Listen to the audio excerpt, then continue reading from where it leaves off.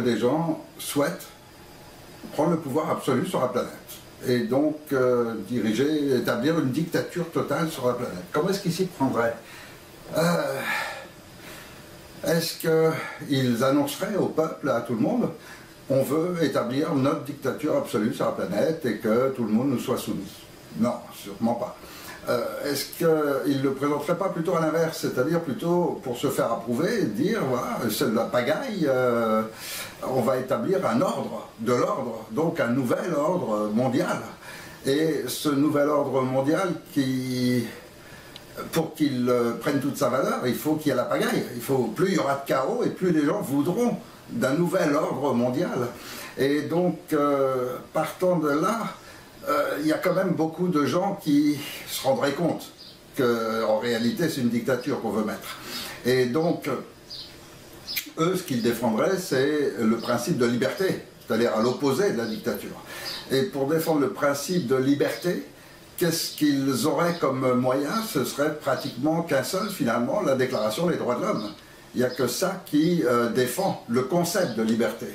Donc l'idéal, ce serait de prendre le pouvoir absolu sur les droits de l'homme. Et là, effectivement, une fois qu'on aurait pris le pouvoir sur les droits de l'homme, à ce moment-là, le concept de liberté, on pourrait un petit peu le faire disparaître complètement, le faire effacer, puisqu'il n'aura plus de référence, il n'aura plus de... L'idéal serait donc de prendre le pouvoir sur la France, parce que c'est le pays des droits de l'homme, c'est le symbole de la liberté pour les peuples du monde entier. Et donc, si on prenait la France, alors à ce moment-là, on ferait disparaître complètement le concept de liberté en annulant les droits de l'homme. Ce serait super. Donc, on a commencé déjà avec nos équipes sur place en appliquant le principe de république. Et puis, ce qu'on a fait, grâce à ce principe de république, on a vraiment permis que ce soit que des gens de chez nous, c'est-à-dire que des gens de la franc-maçonnerie qui occupent le pouvoir et qui, petit à petit, pillent le pays pour notre profit et l'affaiblissent, ce qui va nous permettre ensuite de prendre le pouvoir complètement. Maintenant, pour cela, il faut déjà annuler les concepts de droits de l'homme en France même. Et si on arrive à ça, à ce moment-là, on aura tout gagné.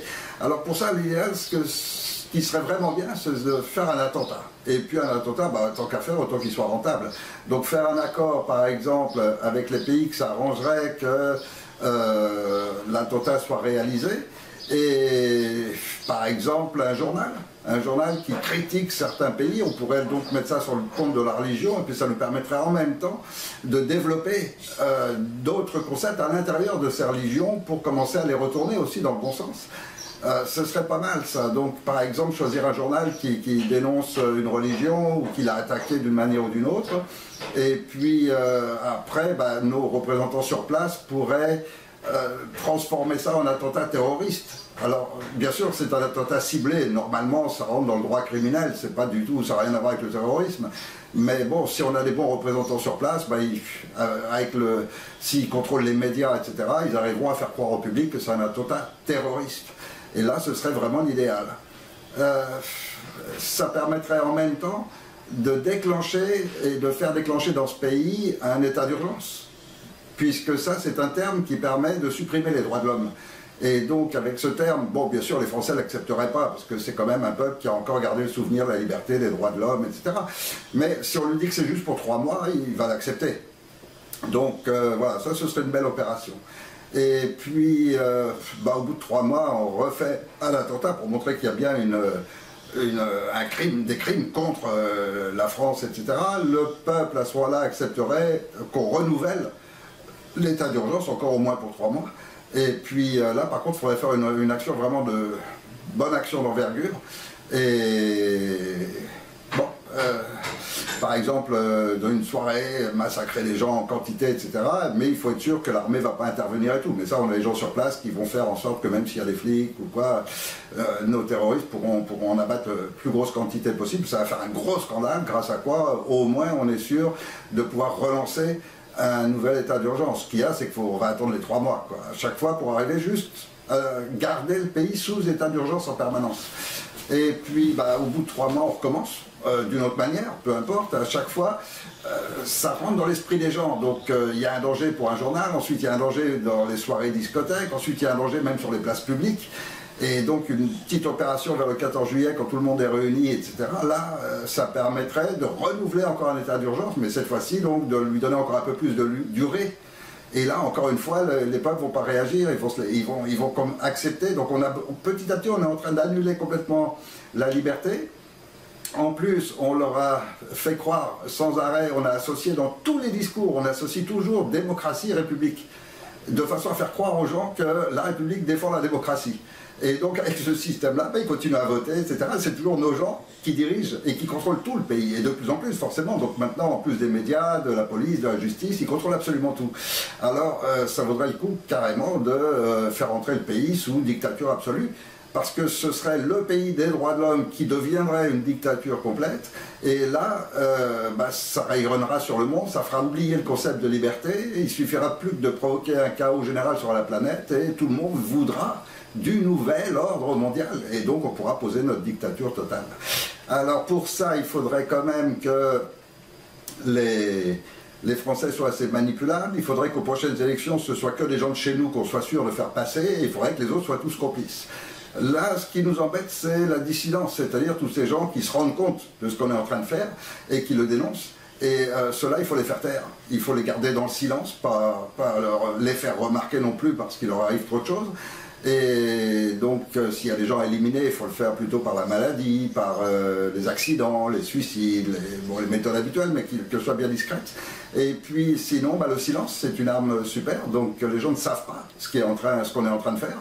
Et puis, même s'il n'y a rien qui le justifie, une fois qu'on a le pouvoir dans le pays, on peut reprocher les états d'urgence. Et puis, avec nos politiciens sur place et tous leurs conseillers, tous les gens autour, tout ce qui tourne autour du pouvoir dans le pays, certains pourraient faire des déclarations et tout, petit à petit, pour expliquer aux gens que, en fait, c'est un état définitif pour votre sécurité. On va toujours leur vendre pour leur sécurité. Donc, abandonnez votre liberté, en échange, je vous donnerai de la sécurité. Et là, ils vont se soumettre. Je pense qu'ils vont se soumettre. Ce qu'il faut, c'est seulement... bien sûr, on ne va pas arriver en leur disant on va imposer une dictature en France. Il est évident que là, les gens seraient tous dans la rue. Non, on va établir la dictature, mais jamais utiliser le mot. Donc pour ça, il y a un moyen très simple. Le principe, c'est qu'ils ont une déclaration des droits de l'homme. Ça, c'est ce qui est vraiment embêtant. Et cette déclaration estime qu'il y a la souveraineté du peuple qui doit contrôler l'ensemble du pays.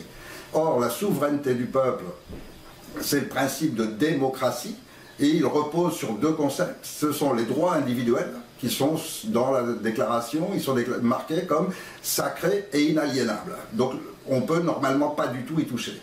Et la deuxième condition, c'est la séparation des pouvoirs. Bon, là, il suffit de passer un décret disant, voilà, on annule la séparation des pouvoirs, maintenant la justice, on le met sous la direction des politiciens aussi. Comme ça, on a le contrôle absolu du pays. Et puis, en ayant supprimé les droits grâce à l'état d'urgence, on a supprimé les deux concepts qui permettent de dire que c'est une démocratie, et s'il n'y a pas de démocratie, c'est plus la souveraineté du peuple. Ça veut dire qu'on n'a pas utilisé une seule fois le mot dictature, et pourtant tout le peuple est complètement soumis maintenant au régime et aux décisions des politiciens qui font absolument tout ce qu'ils veulent sans aucune limite. Il n'y a plus besoin du pouvoir judiciaire maintenant pour faire un mandat d'arrêt, pour une perquisition, pour n'importe quoi maintenant. Tout, c'est uniquement notre pouvoir absolu, c'est le totalitarisme, mais invisible. Et donc on continuera dans nos discours de leur dire on défend la République, on défend les libertés. Et donc la République, la démocratie, la liberté, on va l'associer, ça rentre dans leur crâne, ils y croient. Et nous, pendant ce temps-là, on impose une vraie dictature, mais totalement invisible. Parce que jamais le mot ne va apparaître et qu'on va toujours dire qu'on défend la démocratie, donc la souveraineté du peuple, même si en réalité on a annulé ce qui donne cette souveraineté du peuple, on l'a totalement annulée en supprimant leurs droits et en supprimant la séparation du pouvoir. Et on a tout gagné, on a pris le pays le plus symbolique du monde en tant que droit de l'homme. Et à partir de là, il est bien évident qu'ensuite on va pouvoir étendre le concept et il n'y aura plus rien pour défendre le concept de liberté. La liberté des hommes, leurs droits, tout ça c'est fini, on n'en parle plus.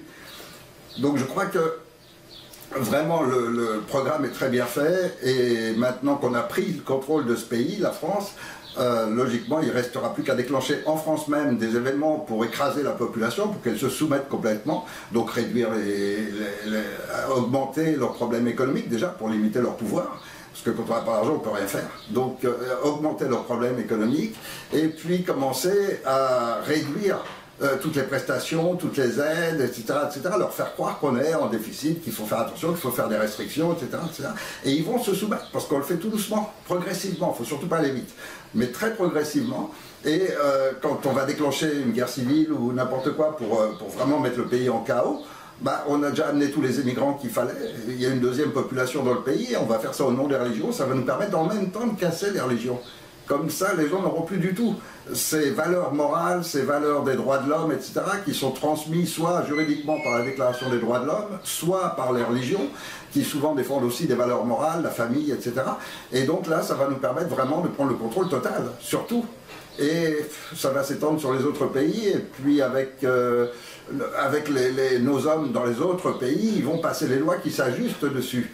Et donc c'est comme ça que tout doucement, en France, on a réussi à passer d'un petit état d'urgence de 3 mois, justifié par un crime commis dans un journal qui nous arrangeait bien.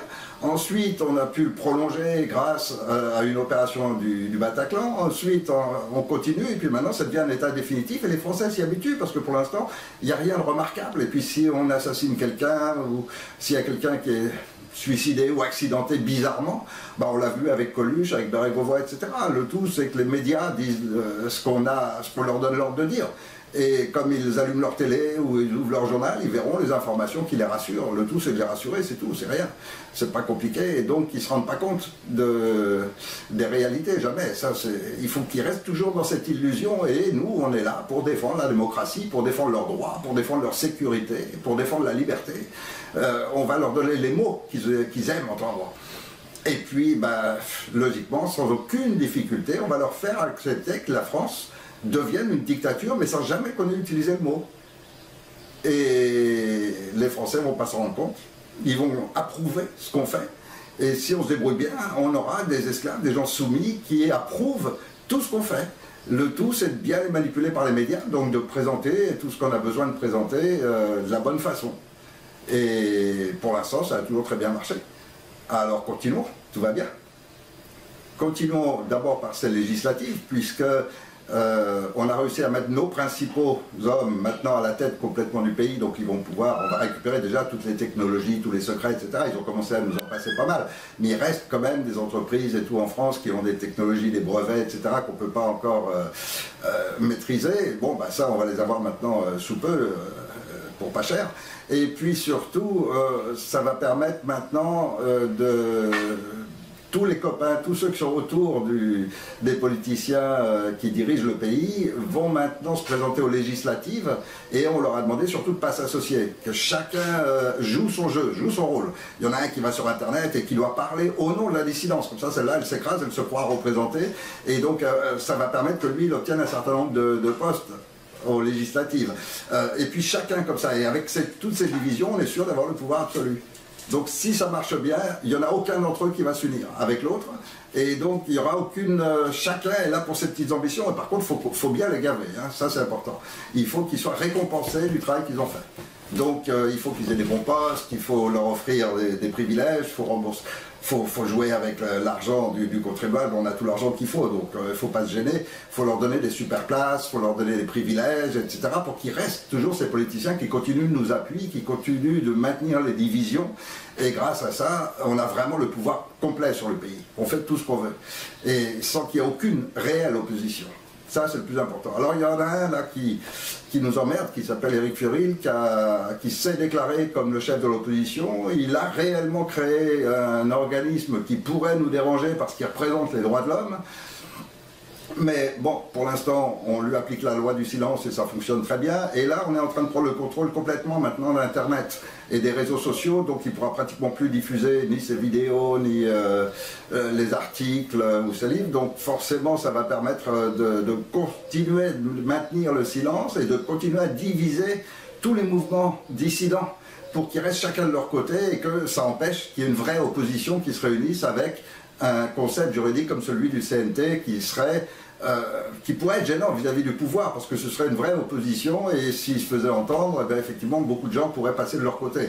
Donc, pour éviter ça, on va garder le silence, et puis on a sous le coude d'autres possibilités s'il devenait dangereux. Mais pour l'instant, il suffit seulement de maintenir bien le silence, surtout qu'ils n'accèdent pas aux grands médias. Là, ça permettra qu'on soit qu'on soit tranquille, qui ne dérange pas, qui ne nous gêne pas. Et avec juste les mots, on peut arriver à travers les médias à continuer à manipuler tout l'ensemble de la population en jouant sur leur sécurité, en jouant sur la menace permanente du danger, du futur, de l'avenir, la climatologie. Tous les outils sont bons pour les maintenir dans cet état de menace. Parce qu'en état de menace, ils sont apeurés. Ils n'osent pas beaucoup bouger, donc ils vont rester. Et toujours écouter, rassurés par nos discours, où on associera toujours République, démocratie, liberté, sécurité, c'est tout ce qu'on retrouve dans nos discours en permanence, qui les rassure que c'est le peuple qui tient le pouvoir, et en même temps on est chargé, nous, d'assurer leur sécurité, leur bien-être. Et tant qu'ils sont dans cette illusion, ils ne vont pas aller se ranger du côté d'une opposition qui pourrait nous déranger si les gens prenaient conscience des réalités. Il faut les garder dans l'illusion. Ça, c'est vraiment très important.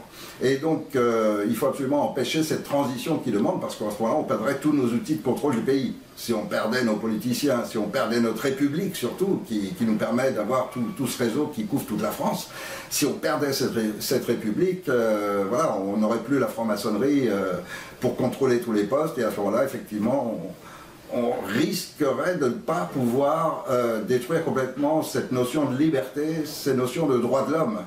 Alors que pour l'instant, ça fait déjà presque un an maintenant, et plus d'un an même maintenant, qu'on a réussi à ce que les Français l'oublient, acceptent que les droits de l'homme aient été complètement supprimés. On peut rentrer chez eux comme on veut, on peut fouiller leur ordinateur, maintenant même ils cliquent sur leur actualisation, ils rentrent nos programmes qui nous permettent ensuite de surveiller ce qu'ils veulent. Enfin voilà, maintenant on a pris vraiment le pouvoir là-dessus, on a bloqué YouTube, on a bloqué les réseaux sociaux, et on est en train aussi de détruire complètement maintenant Dailymotion, c'est-à-dire l'autre chaîne de diffusion des vidéos, de telle manière qu'avec ce schéma entre les diffusions de vidéos de Dailymotion et de YouTube, on arrive maintenant non seulement à ce que lorsqu'une vidéo sort, on met sur la barre de côté toujours ce qui va contredire la vidéo, et puis en même temps, avec le système rémunérateur qu'il y avait sur ces chaînes, en le supprimant et en le réservant qu'aux professionnels, ça va permettre que tous ceux qui diffusaient des informations et qui faisaient un travail journalistique en quelque sorte pour essayer de révéler les vérités, ceux-là, n'étant plus alimentés, vont péricliter tout doucement. Et donc ce nouveau programme qu'on vient de mettre en place commence à très très bien fonctionner. Et il y a déjà plein de sites web qu'on a réussi à supprimer, il y a déjà une multitude de vidéos qui ne peuvent plus paraître, etc. Donc voilà, tout va très bien, on est en bonne voie, et les gens attendent tranquillement. Pour l'instant, leur souci, c'est les vacances. Ensuite, ce sera la rentrée scolaire. Ensuite, puis il y aura toujours des petits trucs. Et puis, il faut maintenir toujours cette petite dissidence. Mais on a un politicien qui s'en charge, qui les contrôle, qui présente. Il présente les choses comme s'il les représentait. Donc, il parle toujours, il faut sortir de l'Europe. Tout le cinéma qui anime cette dissidence. Alors, on a les politiciens qu'il faut, qui prennent les uns les autres des arguments de la dissidence. Et comme ça, les dissidents rentrent dans la République. Ils sont derrière leurs politiciens. Donc, ceux-là, ils ne sont pas gênants du tout. Alors voilà, tout le programme est en marche, il marche très bien, et le futur est parfait. Et normalement, en 2018, on va pouvoir poursuivre nos plans maintenant sur le reste du monde, puisqu'on a pris le contrôle maintenant du pays qui nous gênait le plus. Donc, tout va très bien. Imaginons que des gens souhaitent prendre le pouvoir absolu sur la planète, et donc établir une dictature totale sur la planète. Comment est-ce qu'ils s'y prendraient ?